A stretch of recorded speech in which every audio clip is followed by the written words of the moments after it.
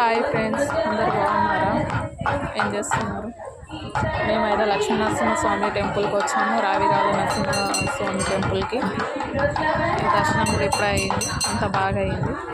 చూడండి గుడి.